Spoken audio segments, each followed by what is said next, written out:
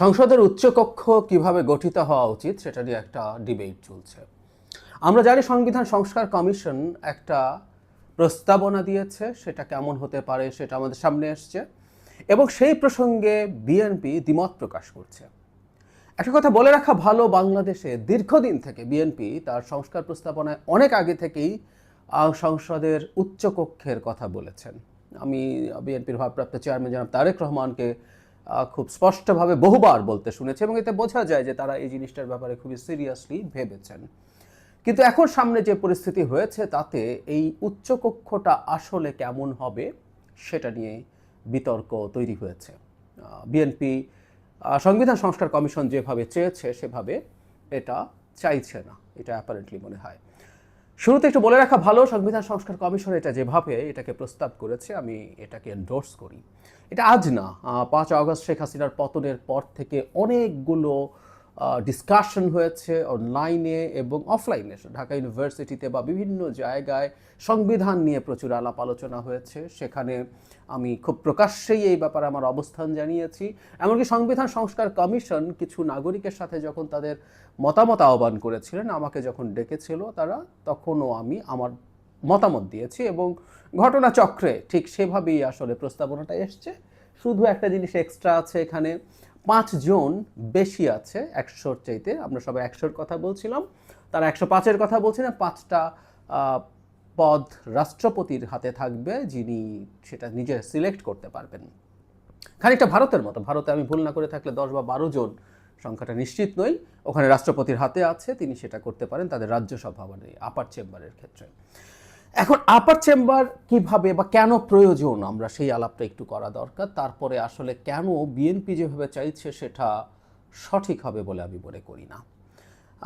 অনেকে এর মধ্যে কথা বলেছেন, বিএনপির এই মতামতের বিরুদ্ধে তাদের অবস্থান জানিয়েছেন। আমিও মনে করি বিএনপির এটা বিবেচনা করা দরকার, খুব সিরিয়াসলি দরকার। মানে আমাদের দীর্ঘদিন থেকে এই আলাপটা ছিল, একটু বিস্তারিত আলাপ করি, দীর্ঘ হতে পারে। দীর্ঘদিন থেকে এই আলাপ ছিল যে প্রপোর্শনাল রিপ্রেজেন্টেশন আমাদের নির্বাচনে চালু করা দরকার। এটা একটা ভিত্তি আছে এই রকম যে আমরা যখন দেখব একটা দল ভোট পাচ্ছে যথেষ্ট কিন্তু সে তার সিট যথেষ্ট পাচ্ছে না, আবার উল্টো অনেক সময় সে তার ভোটের পার্সেন্টেজের তুলনায় সিটের সংখ্যা অনেক বেশি হয়ে যাচ্ছে। আমরা 2008 সালের নির্বাচনের কথা যদি বলি, বিএনপি এবং জাতীয় পার্টি কাছাকাছি পরিমাণ ভোট পেয়েছে, সিট পেয়েছে, কিন্তু দেখুন ভোটের পার্থক্য, ভোটের পার্সেন্টেজের পার্থক্য কত বেশি। তো ফলে বিএনপি যে এত কম সিট পেল, সে ভোটের পার্সেন্টেজ যদি কনসিডার করা হতো সে তো আরও বেশি সিট পাওয়ার কথা ছিল, অনেক বেশি সিট পাওয়ার কথা ছিল। তাহলে এখানেই আসলে প্রশ্নটা এসে হাজির হয়েছে। আমরা যদি খেয়াল করি, বিএনপি 2008 সালে 30টা সিট পেয়েছিল এবং সে ভোটের পার্সেন্টেজে 33% ভোট পেয়েছে, 3 ভাগের 1 ভাগ। যদি প্রপোর্শনাল রিপ্রেজেন্টেশন হতো, বিএনপি এই ভোটেই 100টা সিট পেতে পারত, কিন্তু বিএনপি পেয়েছে 30টা, 3 ভাগের 1 ভাগেরও কম সিট পেয়েছে। এই বিবেচনাটাই ইনফ্যাক্ট আমাদের সামনে আসে। টেকনিক্যালি একটা দল 1, 2, 3%, 4%, 5% ভোট পেতে পারে এবং সে কোনো সিট না পেতে পারে, 10% ভোট পেতে পারে, কোনো সিট না পেতে পারে। ফলে এই আলাপটা আসে যে বিশেষ করে পার্লামেন্টারি সিস্টেমে তো সংখ্যাগরিষ্ঠের শাসন হয় না। সংখ্যাগরিষ্ঠের শাসনই হচ্ছে গণতন্ত্রের মূল কথা, গণতন্ত্রের মূল কথা, কিন্তু সংখ্যাগরিষ্ঠের শাসন হয় না। এমনকি 2008 সালে আওয়ামী লীগ এত ভূমিধ্বস বিজয়ের পরও ভোট পেয়েছে 49%, 49%। কিন্তু আবার মজার ব্যাপার, সে সিট পেয়েছে 230টা, 49% তার সিট পাওয়ার কথা ছিল 150-এরও কম, কিন্তু পেয়েছে 230। সে কত বেশি পেয়ে গেল। এই আলাপগুলো এসছে, সেই কারণেই বলা হয় যে প্রপোর্শনাল রিপ্রেজেন্টেশন যদি পার্লামেন্টে হয়, ইউরোপের বেশ কিছু দেশে এই জিনিসটা আছে, তখন সেই ক্ষেত্রে এটা বিবেচিত হবে। কিন্তু আমরা লোয়ার হাউসে প্রপোর্শনাল রিপ্রেজেন্টেশনে ঘোর বিরোধী ছিলাম, এখনও আছি। কারণ আমাদের মতো দেশে প্রপোর্শনাল রিপ্রেজেন্টেশন চালু হলে দেখা যাবে সরকারই গঠিত হচ্ছে না, এবং কোনো রকমে গঠিত হলে সরকার স্টেবল হবে না, সরকার চলতে পারবে না। ফলে আমি খুব সিরিয়াসলি এটার বিরোধিতা করেছি বিভিন্ন সময়, বিভিন্ন ফোরামে। একটা উদাহরণ দিই, বাংলাদেশে অনেক সময় 35-36% ভোট পেয়ে 151 সিট পেয়ে যাওয়ার পরিস্থিতি হয়, পেয়ে যাওয়া যায়, মানে সংখ্যাগরিষ্ঠতা হয়ে সরকার গঠন করা যায়। সো 35% যদি কেউ ভোট পায়, তিনি প্রপোর্শনাল রিপ্রেজেন্টেশন যদি লোয়ার হাউসে হয়, তার সিটের সংখ্যা হয় 105, মানে তার সংসদে সংখ্যাগরিষ্ঠ হওয়ার জন্য 36টা আসনের দরকার, এবং এই 36টা আসন জোগাড় করতে গিয়ে তার নাভিশ্বাস উঠে যাবে। আমরা খেয়াল করব জার্মানিতে এটা হয়, কিন্তু ওটা অনেক বেশি ডেভেলপড গণতন্ত্রের দেশ বলে সেখানে বিরোধীরা তাকে সমর্থন দিয়ে সরকারে রাখছে, আবার তারা মন্ত্রী হচ্ছে, আবার বিরোধী দলও থাকছে। বাংলাদেশের মতো দেশে এটা কার্যত সম্ভব না। আমাদের নিশ্চয় মনে হচ্ছে 70 অনুচ্ছেদ আমরা যুক্ত করেছিলাম যাতে হর্স ট্রেডিং না হয়, যেন সরকারটা স্টেবল থাকে। আমরা এখনও 70 যখন সংশোধনের কথা বলছি 70 অনুচ্ছেদ, তখনও কিন্তু অনাস্থা ভোটের ক্ষেত্রে সেটাকে তুলে দেওয়ার কথা বলছি না। তার মানে আমরা চাই একটা স্টেবল গভর্নমেন্ট হোক। কিন্তু এটাও তো সত্য যে এই দলটা 35% ভোট পেয়ে সংখ্যাগরিষ্ঠতা পেল, সে এই দেশকে নিয়ে যে কোনো কিছু করে ফেলতে পারবে, এটা হওয়া উচিত না, এটা হওয়া উচিত না। সেই কারণেই আসলে আমরা একটা হাইব্রিড সিস্টেমের কথা বলছিলাম, মিক্সড সিস্টেম। আপার হাউসে প্রপোর্শনাল রিপ্রেজেন্টেশন অফ ভোটস থাকবে। আমরা যদি উদাহরণ দিয়ে বলি, 35% ভোট যে দলটা পেয়েছে সে আপার হাউসে 35টা সিট পাবে, এবং তার মেজরিটি হওয়ার জন্য তখনও 16টা সিট বাকি থাকে। 100 যদি হয়, 105 হলে আর একটু বেশি হবে। এখন কিভাবে উচ্চকক্ষ কাজ করতে পারে বলে মনে করি, সেটা হচ্ছে এই রকম, কিছু কিছু ক্ষেত্রে আমরা দুটো হাউসকেই একসাথে যে কোনো প্রস্তাবনা পাশ করতে হবে, হতে পারে আইনের ক্ষেত্রে। আমরা আবারও বলছি এটা কি হওয়া উচিত সেটা নিয়ে আলোচনা হোক। কিন্তু ধরুন আমার চিন্তার কথা যদি বলি, আমাদের মৌলিক অধিকারের সাথে সংযুক্ত যেসব আইন আছে, আমরা যদি বলি সেগুলো পাশ করা, যে কোনো আইন না, অনেক আইনই নিম্নকক্ষ দিয়ে পাশ হয়ে যাবে, কিন্তু মৌলিক অধিকারের সাথে সংযুক্ত আইনগুলো দুটো কক্ষ থেকেই পাশ হতে হবে। আমি যদি উদাহরণ দেই, ধরুন ডিজিটাল সিকিউরিটি অ্যাক্ট, এটা আমাদের মত প্রকাশের স্বাধীনতার সাথে যুক্ত, সো এটা একটা মৌলিক অধিকারের সাথে সংযুক্ত আইন। এটা দুই হাউসেই যদি পাশ না হয় তাহলে এটা হবে না।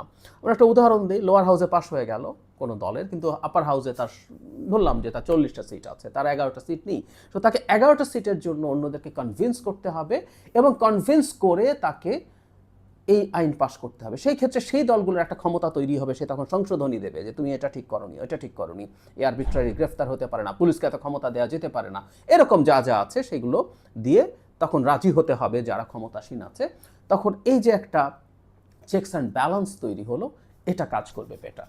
একইভাবে আমরা কি করতে পারি, সংবিধান সংশোধনের জন্য হতে পারে যে দুটো হাউসেই পাস হতে হবে, তারপর আমরা যদি রেফারেন্ডাম রাখি তারপর রেফারেন্ডামে যাবে। একইভাবে কিছু নিয়োগের ক্ষেত্রে আমেরিকাতে যেটা আছে, তাদের সেনেট অনেকগুলো নিয়োগের ক্ষেত্রে হিয়ারিং করে, শেষে ভোটাভুটি করে কতগুলো মানে নিয়োগ নিশ্চিত করে। এগুলো আবারও বলছি, এগুলো জাস্ট কতগুলো আরবিট্রারি কথা, কিন্তু আপার হাউসকে কতগুলো এক্সক্লুসিভ পাওয়ার, একই সাথে কতগুলো কম্বাইন্ড পাওয়ারের মধ্যে রাখতে হবে, সো দ্যাট একটা সরকার স্টেবল থাকলো, কিন্তু সে যে কোনো কিছু যেনতেনভাবে করে ফেলতে পারলো না। এই পরিস্থিতি বা এই প্রেক্ষাপটটা তৈরি করার জন্য আমাদের আপার হাউসের চিন্তা এসছে, এবং যে কথাটা এসছে যে আপার হাউসে নিশ্চিতভাবেই নির্বাচন হবে না, এই পার্সেন্টেজের ভিত্তিতে প্রপোর্শনাল রিপ্রেজেন্টেশনে যেটা হয়, একটা তালিকা দেবে একটা দল, যে কোনো দল, ধরলাম বিএনপি ভোটের সময় সে তার তালিকা দিয়ে দিল 100 জনের, এর মধ্য থেকে যত পার্সেন্টে যতজন আসে প্রথম থেকে ততজন নিয়ে নেওয়া হবে। এভাবে তারা এই কাজগুলো ঠিক করবেন প্রত্যেকটা দল, এবং বিএনপি যেভাবে বলছেন যে তারা সমাজের বিভিন্ন শ্রেণী পেশার মানুষকে এখানে ইনক্লুড করতে চান, দ্যাটস ফাইন, হতেই পারে। এখন বিএনপি যেটা বলছে সেটা হলো যে তারা সিটের প্রপোর্শনাল রিপ্রেজেন্টেশন চান। তার মানে আমরা এভাবে যদি বুঝি, আমাদের এখন নারী সিটের ক্ষেত্রে এটা আছে, নারী 50 সিটের মধ্যে এটা ভাগ হয়। এভাবে কোনো দল আমরা যদি এভাবে হিসাব করি, 150 মানে 151 সিট যদি পায়, সে অর্ধেক সিট পেয়েছে, সো নারী সিটের অর্ধেক সে পেয়ে যাবে। ঠিক একই রকম আপার হাউসে সে যদি 151 সিটও পায়, আপার হাউসেও সে অর্ধেক পেয়ে যাবে, মানে 50 সিট পেয়ে যাবে। এইরকম একটা পরিস্থিতি বিএনপি চাইছে, আমি দেখলাম তাদের বক্তব্যের ক্ষেত্রে। এরকম কিছু যদি করা হয়, আসলে আপার হাউসে কিছু এক্সট্রা মানুষ যাবে, কিছু মানুষ যদি তারা মানে খুব সিনসিয়ারলি সেগুলো নেয়, আমাদের দেখে হয়তো ভালো লাগবে যে না, এই মানুষটা পার্লামেন্টে আছে, যদি তারা যথেষ্ট স্ক্রুটিনাইজ করে সেই রকম মানুষদেরকে নিয়ে নেন বিভিন্ন শ্রেণী পেশার বিভিন্ন রিপ্রেজেন্টেশন নিশ্চিত করার জন্য, সেটা দেখতে হয়তো ভালো লাগবে, কিন্তু কার্যত ওটা কোনো লাভের কিছু নেই। যে কোনো জিনিস লোয়ার হাউস থেকে যখন আপার হাউসে আবার যাবে, ভোটাভুটি হলে একই, তার সংখ্যাগরিষ্ঠতা আছে। যদিও দলের বিরুদ্ধে ভোট দেওয়ার জন্য 70 অনুচ্ছেদের সংশোধনীর কথা আছে, সেটা হলে কিছুটা সম্ভাবনা থাকে যে দলের লোকও তো বিরুদ্ধে ভোট দিতে পারে। কিন্তু যদি সেটাই হয়ে থাকে তাহলে তো আসলে প্রপোর্শনাল রিপ্রেজেন্টেশন ওভাবে হলেও সমস্যার কিছু নেই। কেউ বলতেই পারেন যে আপার হাউসে কিছু জিনিস আটকে যেতেই পারে। বাংলাদেশে একটা দল আরেকটা দলকে বিপদে ফেলার বা সরকারকে বিপদে ফেলার চেষ্টা করতে পারে, যে তারা চাইছে না যে এটা করবে, তো ফলে তারা ব্যারিয়ার তৈরি করার চেষ্টা করলো, তারা অহেতুক ব্যারিয়ার তৈরি করার চেষ্টা করলো, করতে পারে। ইনফ্যাক্ট গণতান্ত্রিক ব্যবস্থায় এভাবেই হয়। গণতান্ত্রিক ব্যবস্থায় এই কারণেই বহু অটোক্রেটিক সিস্টেমের চাইতে তুলনামূলকভাবে স্লো। ওর প্রচুর রুলস অ্যান্ড রেগুলেশনস থাকে, প্রচুর চেকস অ্যান্ড ব্যালেন্স থাকে। সো কিছুটা এগুলো মেনে নিয়েই করতে হবে।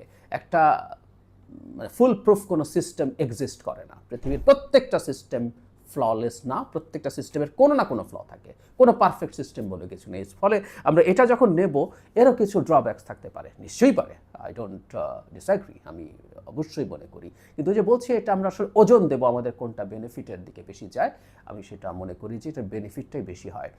আমি আশা করি বিএনপি তার এই অবস্থান পুনর্মূল্যায়ন করবে।